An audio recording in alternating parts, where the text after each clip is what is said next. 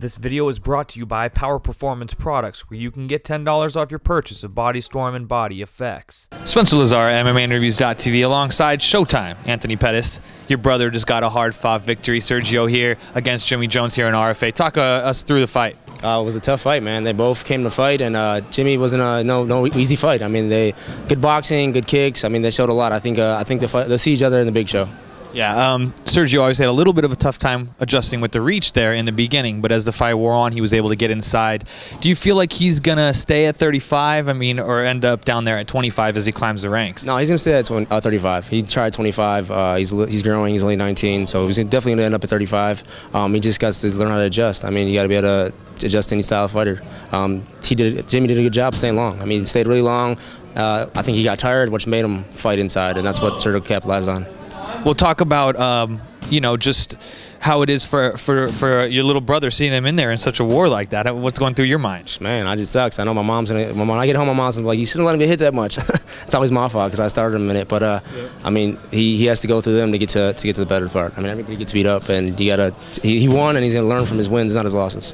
Yeah, he definitely showed a lot. I mean, when you have a fight like that, you show the heart that you have the heart of a fighter, the heart of a champion, right? I mean, that means a lot in this game. Yeah, you got to. I mean, they both took big shots. They both were bleeding, and you got to keep going. It's a 15-minute fight, and whoever does the most in 15 minutes wins the fight. Yep. Okay, on to you now. Obviously, you had a little of a shoulder injury, right, or an elbow as well. Yeah. So what's going on with all that? I had shoulder surgery, actually. Recovering from that took a little longer than expected. I came back to the gym too fast, set me back a little bit. So I thought it was going to take 3 or 4 months to get better. I was at least get back training. It's taken 6 or 7 months. I'm back at the gym.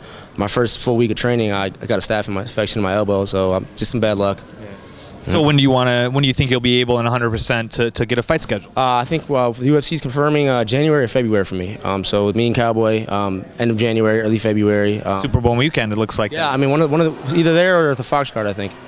Okay, and maybe you'll be headlining a Fox card then. That'd be nice. I can't complain about that. Okay, so talk about the matchup with Donald and what you're thinking about is going to happen in that one. Donald's been talking a lot of crap, man. He's been he waited till I was hurt to call me out, and you gotta heal. I mean, I can't do anything when I'm injured. So he's been talking a lot. So I'm very eager to get into that fight and show him what's up. I mean, he has to remember I was the WC champ, and I beat the guy he couldn't beat, and I'm gonna show him why. Do you feel like that's going to be a stand-up war?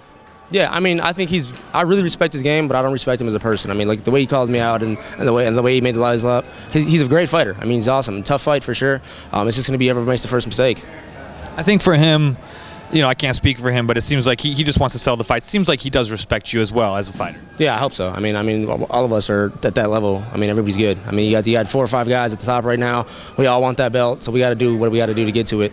But he just called out the wrong person. Was there any disappointment at all that you didn't get on the Ultimate Fighter? Because there was a lot of speculation that might have been where you guys were headed. Yeah, I mean, I was pretty much guaranteed I was the next coach, and then all of a sudden, it gets announced on Twitter that it was, Sonnen and Jones. I understand fully. I mean, these guys are top of the top.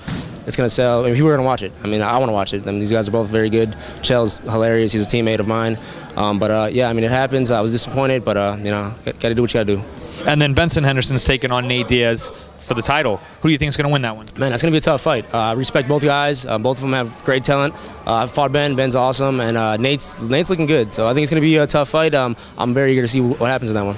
Is there any favoritism who you want to fight again? Do you want Ben again? Do you want a new opponent? Let's say if you win this fight, then you're right in there. Honestly, I don't care anymore, man. Like I stopped choosing my fights or thinking who I'm gonna fight next until I sign the contract. Doesn't matter. Especially with all that frustration of title shot this, title shot that for you. Now it's just kind of like take them as it comes. I'll line them up. I'll sign the contract. Then it's official. But until then, it doesn't matter.